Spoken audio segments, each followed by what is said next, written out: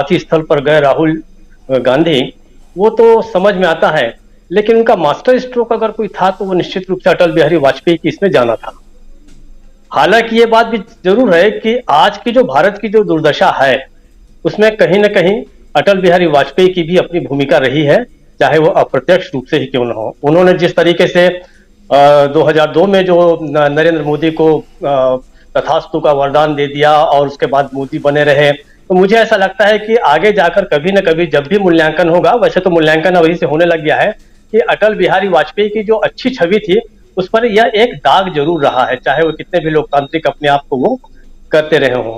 खैर, हालांकि कुछ लोग कह सकते हैं कि वे तो अब इस दुनिया में है नहीं, उनकी आलोचना क्यों की जाए, तो नहीं, ऐसा नहीं होता है।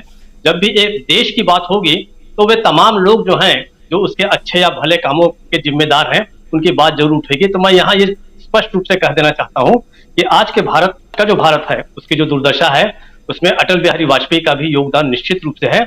लेकिन अच्छी बात है कि राहुल गांधी वहां गए और उन्होंने अपना एक उदार दिल दिखाया। ये जो उदार दिल है, ये नेहरू परिवार की ही देन है। आप अगर शुरू से ही देखें तो नेहरू परिवार के पास इतनी शक्तियां थी कि वे अपने तमाम विरोधियों को शायद 1947 से ही अगर कुचलना शुरू कर देते, खत्म करना शुरू कर देते, तो इस समय जो है आपके और हमारे सामने ये समस्या नहीं होती कि हम सत्ता का कैसा विरोध करें और किन चीजों को लेकर करें। खैर, दूसरी बात जो है, राहुल गांधी की इस ठंड की जो बात हो रही है, टी शर्ट में जो बात हो रही है, तो फिर से वही थोड़ी सी बात हो जाएगी कि मुझे एक बहुत ही ऐतिहासिक तस्वीर याद आ रही है। आपको याद होगा कि जब दूसरा गोलमेज सम्मेलन हुआ था, तो महात्मा गांधी जो हैं वो लंदन गए थे सरोजिनी नायडू और एनी बेसेंट के साथ। ये देखिए, इस कड़कड़ाती ठंड में महात्मा गांधी जो हैं, लंदन की वो ठंड जब जिसको लंदन वाले सहन नहीं कर सक रहे हैं, उसमें जो है महात्मा गांधी पैदल चले जा रहे हैं। वही सूती कपड़ा था और जिसको देख कर रानी ने कहा था कि नंगा फकीर कहां से आ गया। तो लेकिन ये जो है इतिहास अपने आप को कहीं न कहीं दोहराता है, कई बार वो ट्रेजेडी के रूप में, कई बार कॉमेडी के रूप में, लेकिन कई बार बिल्कुल उसी एग्जैक्ट उसी रेफरेंस में भी दोहराता है। मैं ये कहता हूँ बहुत ही प्रासंगिक है ये तस्वीर। और आज ये राहुल गांधी जो नंगे पैर समाधि स्थल पर जा रहे हैं, अब दो कारणों से हो गया कि एक तो ये हुआ कि राहुल गांधी अटल बिहारी वाजपेयी के इसमें गए तो क्या आलोचना करेंगे बीजेपी वाले, आरएसएस वाले क्या आलोचना करेंगे, उनके विरोधी क्या आलोचना करेंगे।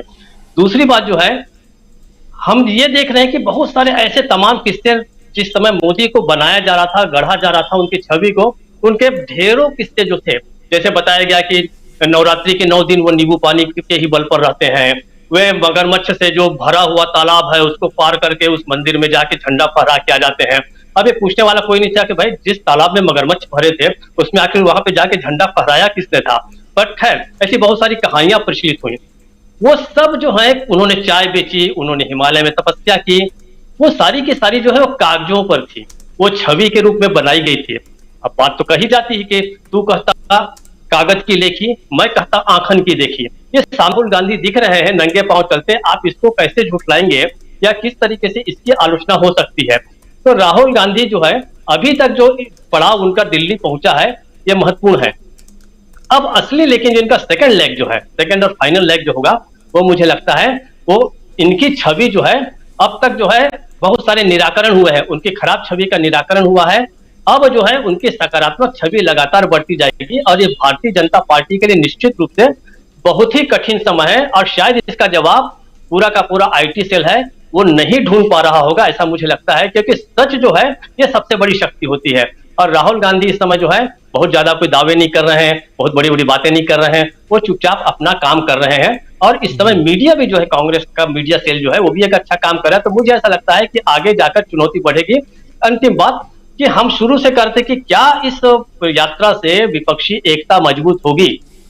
उस समय भी मैंने कहा था कि राजनीतिक रूप से इसके ऊपर भी बहुत विचार विमर्श न किया जाए, लेकिन अब जिस हिसाब से मुफ्ती महबूबा ने जो बात कही है, स्टालिन ने जो बात कही है, कुछ लोग महाराष्ट्र में जब आए तो उस समय उद्धव ठाकरे के बेटे कमल हासन भी आए हैं, वो भी एक राजनीतिक दल के ही हैं।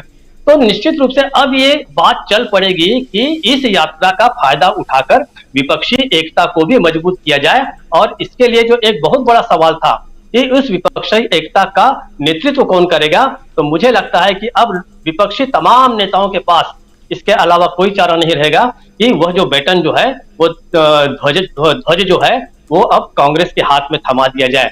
राहुल खुद बनेंगे नहीं बनेंगे वो एक अलग बात है, लेकिन कांग्रेस को इतना बड़ा उसने स्कोर ओवर किया है राहुल गांधी यात्रा से कि अब वो एडवांटेज की पोजीशन में है। राजू जी, ऐसा मुझे लगता है अब असली फायदा जो है अगले बचे हुए दिनों में ही हम देखेंगे, और भारत की जो संपूर्ण राजनीति है ये एक नई करवट लेगी, ऐसा मुझे लगता है। 3 तारीख को फिर से निकलेंगे और 14 तारीख से उत्तरायण होगा। धरती जो है एक बार फिर से करवट लेगी और मुझे लगता है कि भारत जो है फिर से मुस्कुराएगा, ऐसा मुझे लगता है राजीव जी, इस यात्रा के बल पर। बहुत बड़ी बात आप कह रहे हैं कि भारत